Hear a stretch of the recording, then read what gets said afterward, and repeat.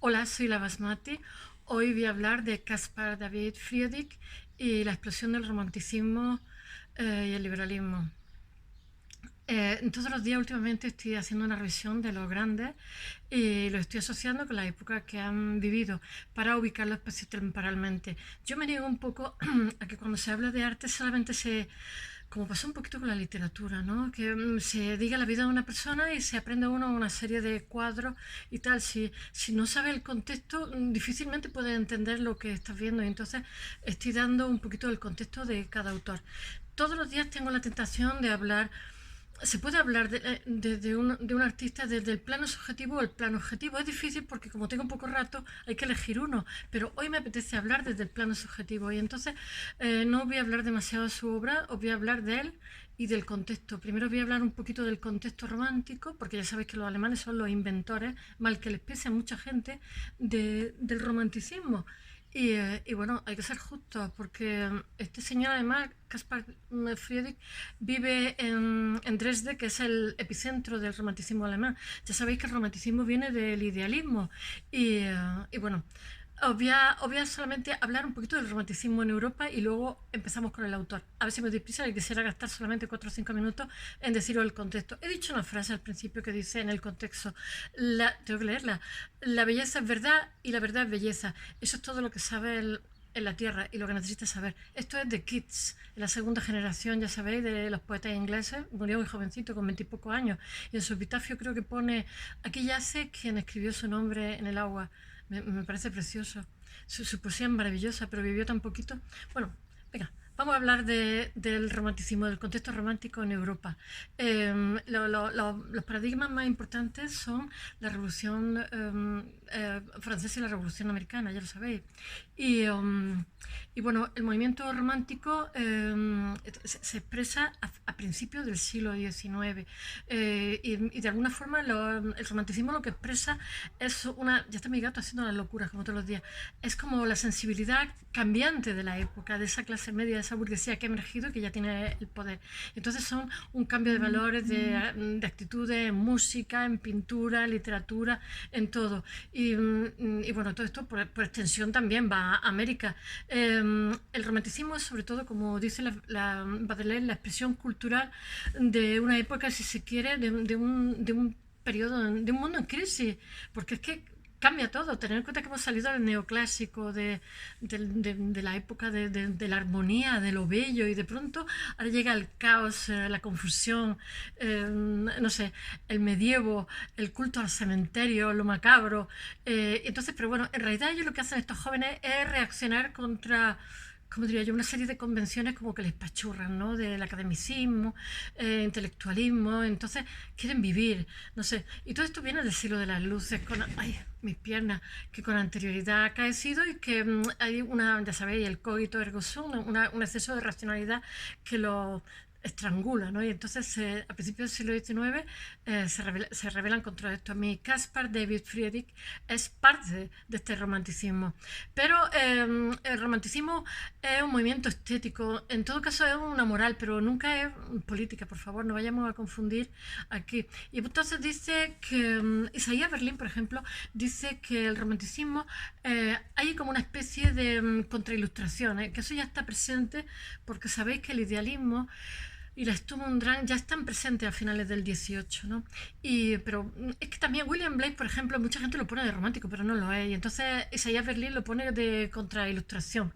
Después está Rousseau, que también ha sido un poco contrailustrado, la Sturm und Drang, como he dicho, el primer Schiller, Kant, y también, yo qué sé, se contraponen al orden, a la armonía, a la belleza, a la imaginación.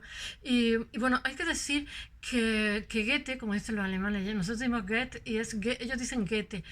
Cuando escribe el joven Walter también es romántico. Lo que pasa es que después se va a Italia y entonces ya vuelve con una idea así muy rígida y ya para él ya asocia lo insano con lo clásico, con lo sano y lo romántico con lo enfermo. Pero bueno, hace un joven Walter que es maravilloso. Y Schiller también al principio. Ya sabéis que este nombre, esta denominación romántico lo pone o sea, lo inventa, por decirlo de alguna forma, Madame de Staël en su obra de alemán, es que no sé francés, de 1813. Es decir, los nombres románticos alemanes, porque mirad, aunque los ingleses tienen una buena poesía y los franceses unos buenos literatos, realmente vuelven a insistir que los inventores del romanticismo son los alemanes. Y entonces están, tengo que leerlo un poco, Johann Gottlieb Friedrich, Friedrich Schlegel, Novalis, bueno, Novalis sí que lo conocemos, Jean-Paul Richter, pintor Caspar David Friedrich, que es del que voy a hablar ahora, Hölderlin, que también lo conocemos, que es el que decía que la patria es la infancia, la patria en un individuo es su infancia, el mapa de la infancia. Heinrich Heine, Mendelssohn, Schumann, también todos estos los conocemos. Hay un vínculo entre la filosofía racionalista, el orden neoclásico y la exaltación de la Edad Media y la religiosidad, del espíritu caballeresco. Entonces los románticos son así, el valor, la heroicidad, yo qué sé, el amor, el culto a la originalidad, el genio, son muy apasionados. El paisajismo de Friedrich está imbuido, yo qué sé, de esa pasión. Friedrich es un místico, ahora os lo contaré, por el simbolismo religioso. Él tiene mucha influencia del, ¿cómo se dice?, del panteísmo, y tiene una mirada muy subjetiva. Bueno, he de deciros que hay dos generaciones de poetas románticos. Entonces, por ejemplo, Wordsworth y Coleridge, que es de la primera, uno de ellos se va a la Revolución Francesa y es súper modernillo, pero después se hace súper conservador, son muy conservadores, pertenecen a los Tories. Y tienen, pero Wordsworth, Coleridge, Keats y Shelley tienen mucho culto a la imaginación. Wordsworth y Coleridge se van a Cumbria y ensalzan los grandes lagos, que son 300 y hay, no, 300 montañas y 30 lagos. Yo creo que es como una especie de Arcadia rural. Yo creo que eso lo conocemos, bueno, lo conozco yo que lo he leído, que vengo de literatura inglesa. Después está Byron, una segunda generación, que son Byron, Shelley, Keats, que son los descubridores de Grecia, Italia y del Mediterráneo. De hecho, Byron muere de fiebre en la revolución por la libertad, por la autonomía de los griegos. Bueno, ¿qué más puedo deciros? Que son la primera generación muy conservadora y la segunda, sin embargo, son muy, muy liberales. El liberalismo está preñado de... Uy, el romanticismo está preñado de liberalismo. Es de deciros que nada hay por generación espontánea, que todo va acompañado de un contexto. Por eso ahora estoy dándole mucha importancia a ubicar los pintores espaciotemporalmente.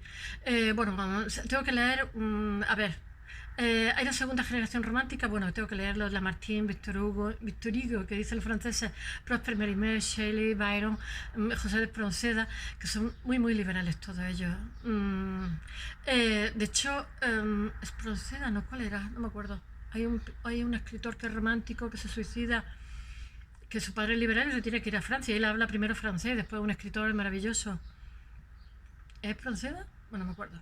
Bueno, el romanticismo impulsa el nacionalismo europeo. Ya sabéis que estamos en plena efervescencia. Alemania se va a independizar en 1870, pero ahora está en plena efervescencia nacionalistas, buscando los hermanos Grimm, sus cuentos, los cuentos antiguos alemanes, bueno, y buscando el espíritu, o sea, averiguando quiénes son, porque son como les pasa a los italianos, ¿cómo se llama? Una tesela de estados medievales. Los italianos también están, yo qué sé, con Alejandro Manzoni, con los novios, que es la Milán del siglo XVIII, del siglo XVII, ocupada por los españoles, bueno, que es colonia española. Y después está también Giacomo Leopardi, que es maravilloso, y lo recomiendo que no lo haya leído. Lo bueno sería leerlo en original, pero no sabemos tantas lenguas. Después están Alexandre, que escribe Boris Godunov, y Onegin también tiene nacionalismo, los rusos, y bueno, que dicen que es el creador de la patria. Y es también liberal, y también él dice que es el creador de la literatura rusa. Bueno, ya he dicho que el romanticismo una ruptura con el racionalismo de la segunda mitad del XVIII, y bueno, esta ruptura en filosofía se patentiza con Kierkegaard, que se carga a Kant y a Hegel. Dice que Hegel es un rollo pero bueno, ya veis que Kant se carga la metafísica, ¿no? Y bueno, pero Kierkegaard es maravilloso. De hecho, Kierkegaard, de alguna forma, en el siglo XX casi es cuando se le da muchísima importancia, porque dice que Hegel es un plasta y que tiene una verborrea y que se olvida del individuo, del ser humano. A mí Hegel me parece maravilloso, pero tampoco lo entiendo. Entiendo a cacho. Kierkegaard no lo he leído. Bueno, yo qué sé, él dice que somos arrojados a la existencia y que, en fin. Bueno, he de deciros que la pintura, voy a decir unos cuantos nombres que se me está pasando el tiempo, está, bueno, la pintura de Friedrich, de la que voy a hablar ahora, Jellicot. La pintura de Friedrich voy a hablar poquito, solamente voy a hacer un talante, un semblante rápido. Está Jellicot, como he dicho, de la Croix Constable, Constable y Turner son ingleses, son paisajistas ingleses, son románticos. En música tengo que leerlo porque todo no me lo sé. Mi padre era aficionado a la música y sé música nada más que como los fumadores pasivos, nada más que de oír y oír. Y además se compraba varias versiones por diferentes directores, que dice él que variaban 1 minuto y 2. Beethoven, Schumann, Mendelssohn, Schubert, Chopin, Liszt, Berlioz, Brahms, Wagner. Bueno, la literatura, Walter Scott, Jane Austen, Leopardi, Pushkin y Limotov, como he dicho. En literatura hay obras como Jane Eyre de Charlotte Bronte o La señora de París de Victor Hugo, Miserables, de Balzac, Rojo y Negro, de Stendhal, La cartuja de Palma. Bueno, es que lo que me he leído me lo sé mejor. Carmen de Mérimée. Bueno, ya sabéis que España es el mito de los románticos, de Washington Irving, Richard Ford, Théophile Gautier. Y bueno, tenemos aquí a nuestro Gustavo Adolfo Bécquer, don Juan Tenorio, Zorrilla Espronceda, en fin. Pasemos al pintor Caspar David Friedrich, que es la tradición romántica del norte. Ya he dicho que fue despreciado durante mucho tiempo porque él viste el traje antiguo alemán, que después es como... Ay, no me acuerdo, que es como una chaqueta larga, como una levita, esa es la palabra, que los prohíben y está en todos sus cuadros. Él nace en la Pomerania, en el mar Báltico, que después de la guerra de 30 años se le conquista el rey sueco a Prusia. Después pasa a ser Prusia, después un lío. El portico me parece que estudia en Dinamarca, tiene pasaporte sueco, pero bueno, él se considera alemán, su lengua alemana, y vive en Dresde, se casa con una alemana y sus hijos son alemanes. Pero en fin, ya sabéis que el mapa en las diferentes guerras mundiales, bueno, en los últimos siglos, pues se está todo el rato modificando, sino que se lo digan a los polacos o a los pomeranos. Bueno, es deciros que hasta 1960 a Friedrich, debido a que le había gustado a los nazis, que los artistas no tienen la culpa, pasa como las lenguas, no tienen la culpa de gustarle a uno u otro, pues no se le nombra en ningún manual de historia. Un pedazo de pintor que es maravilloso, increíble, lo recomiendo, además es relajante, es un pintor increíble, luego lo pondré en el blog. Y bueno, he escogido una obra que se llama Monje junto al mar. Ya sabéis que todos los días cojo una obra, porque si no hablo como una cotorra y puedo tirarme aquí una vida. Bueno, debido al odio que hubo en Alemania hasta prácticamente los años 70, no aparece en la palestra, cuando además, voy a decir una cosa, en sus tiempos conoció el éxito, pero también conoció el olvido, muere en la miseria, muere con 60 y pocos años y muere depresivo, era un poco depresivo también, lo voy a decir. Se casa con una mujer maravillosa, tiene varios niños, la vida le va bien, uno de ellos va a ser pintor, pero no tan bueno como el padre. Es de deciros que en su propia vida conoce el olvido, estar de moda y después ser olvidado, ¿no? Y después sigue olvidado y después, al final del siglo XIX, de nuevo vuelve a ser de moda y después, a principios del siglo XX, los expresionistas nórdicos lo cogen porque es maravilloso y después los surrealistas le copian generaciones y generaciones y generaciones. Pero resulta que después se pone de moda, como he dicho, entre los nazis, porque va y le gusta, porque representa el espíritu alemán, etcétera, etcétera.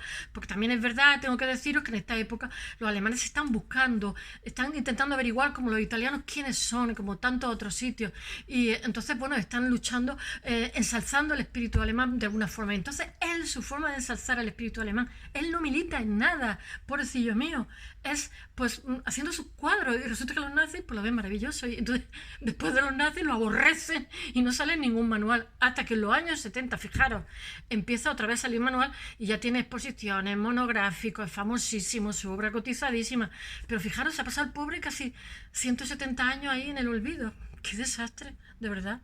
Bueno, hay infinidad, a partir de los años 70, exposiciones antológicas. Bueno, él es el sexto de 11 hijos. Voy a darme prisa que se me está echando el tiempo. De un modesto fabricante, él nace, yo lo he dicho, en la Pomerania, en el Báltico, que hoy es Suecia, y que antes era Prusia. O Suecia, no lo sé. Su padre es fabricante de jabón y sebo y tiene una educación, ¿cómo se llama? Protestante muy, muy estricta. De hecho, es lo que le va a influir en su pintura. Nace en Greifswald, ¡ay, qué nombre! Que es la Pomerania del Norte. Y él va a la Academia de Copenhague, a Bella Arte. Él estudia en la universidad. Friedrich carece de militancia alguna. Y es inexplicable lo que le pasa casi durante 200 años, que no le hacen ni caso. precioso. Y bueno, su iniciación viene de Johann Gottfried Christoph, que es su pueblo, que es un señor que le hace como, lo enseña a ser topógrafo, le enseña como un oficio, porque su casa pues son muchos hijos y tal, para que el chaval que es espabilado, bueno, pero realmente lo que aprende es como una cualificación antes de ir a la Facultad de Bellas Artes, a la Escuela de Bellas Artes, pero es casi topografía lo que aprende y trabaja como topógrafo. Él está viviendo en el nacionalismo alemán, que además se ve ensalzado por las invasiones napoleónicas, ya veréis que ahora os lo cuento. El pensamiento, bueno, voy a decir una cosa, él tiene varios traumas, su madre se muere muy prontito, él habla un poco de los fallecimientos, de la muerte, le obsesiona, porque un hermano suyo cuando tiene 13 años, él se cae en el hielo y por salvarlo muere su hermano, después otra hermana muere de viruela, en fin, hay diferentes fallecimientos, entonces siempre lo tiene como un trauma infantil, porque además dice que su hermano muere por culpa suya, por salvarlo, o sea, fijaros, pobre crío, que murieron 3 o 4 hermanos, en fin, todo eso le repercute en la pintura que hace.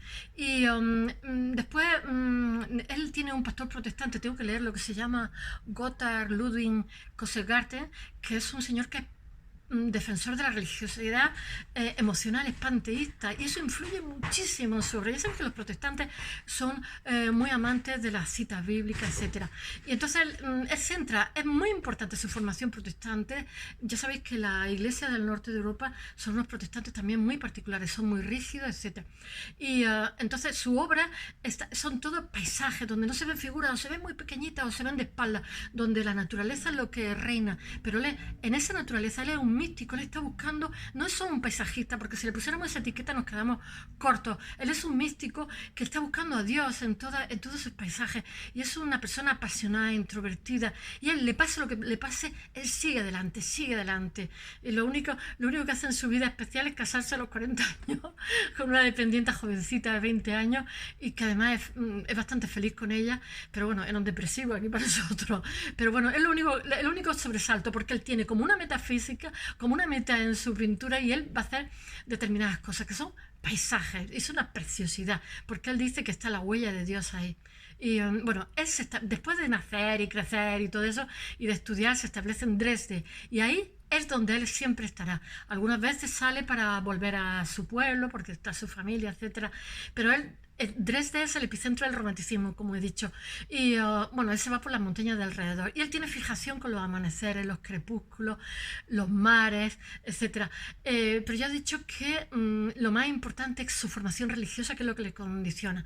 Y bueno, él lo primero que hace es una crucifixión arriba de una montaña, y genera una polémica terrible, porque ya sabéis que los protestantes, ese concepto de pintar en una iglesia, tal, como que no entra dentro de esa convención, pero a la vez ya sabéis que en el arte está bendecido por el escándalo, y eso hace que, aunque él era muy buen dibujante, porque él cuando está en la facultad realmente lo que estudia es dibujo, no pintura, él se inicia ahí y entonces empieza a tener encargos. Le compra muchísimo a los rusos, le compra también el rey de Prusia, y en Rusia hay muchísimos cuadros suyos, y bueno, él, ya lo digo, va a piñón fijo, sin alterarse.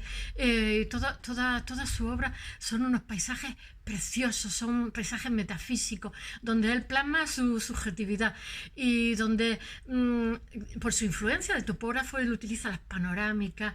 Os recomiendo, por favor, os voy a poner en el blog, pero por favor que lo veáis, da muchísima paz de espíritu.